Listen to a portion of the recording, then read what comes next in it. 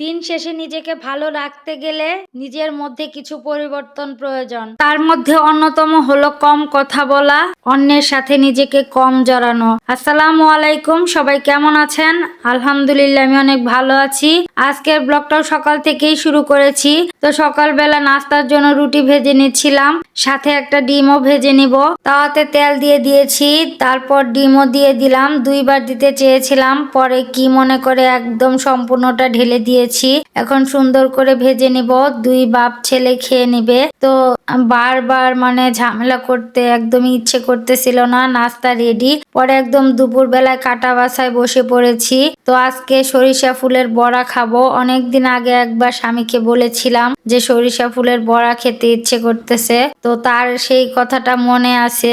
তোর গতকাল রাতে বাজারে গিয়েছিল, তো বাজার থেকে সরিষা ফুল এনেছে আমার জন্য। এখন সুন্দর করে বেছে নিলাম। তো চুলায় কড়াই বসিয়ে দিয়েছি, দিয়ে দিলাম পেঁয়াজ কুচি, লবণ, এলাচ, দারচিনি সবকিছু দিয়ে এখন সুন্দর করে পেঁয়াজটাকে ভেজে নিব।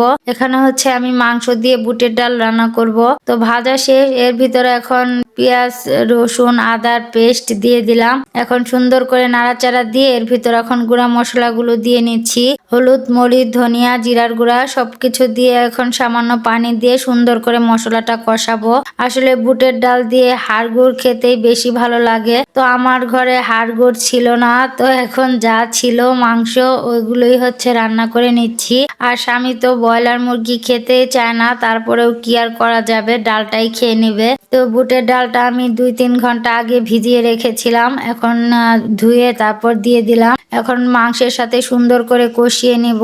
তো একটু নাড়াচাড়া দিয়ে ঢাকনা দিয়ে ঢেকে দিচ্ছি।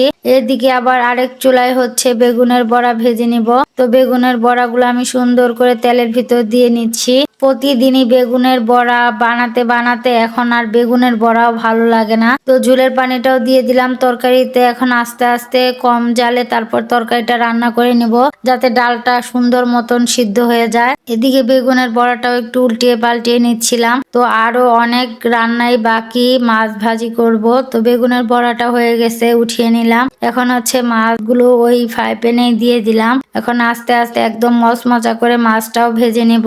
আর রান্নাটাও মোটামুটি হয়ে গেছে, তরকারি। তো এটা হচ্ছে এখন নাড়াচাড়া দিয়ে তারপর নামিয়ে ফেলবো। মাশাআল্লাহ, অনেক ভালো হয়েছে। এখন হচ্ছে সরিষা ফুলের বড়ার পালা। তো এই বড়াটাও আস্তে আস্তে কম জালে ভাজতে হবে। তো আমি আজকেই প্রথম হচ্ছে সরিষা ফুলের বড়া ভাজতেছি।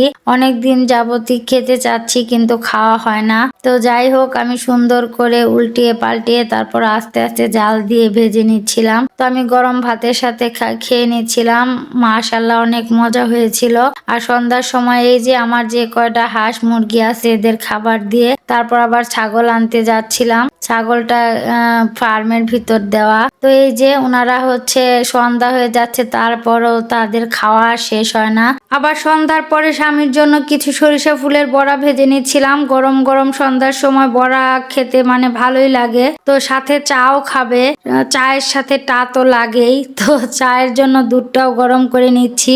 এদিকে তাড়াহুড়া শুরু করে দিয়েছে, তাড়াতাড়ি করে কয়েকটা বড়া উঠিয়ে নিচ্ছি। তার জন্য দুধটা সুন্দর করে জাল করে এর ভিতর এখন চা পাতি দিয়ে নিচ্ছি, চিনিও দিয়ে দিলাম। একসাথে সুন্দর করে নাড়াচাড়া দিয়ে তারপর হচ্ছে চাটা বানিয়ে নিব।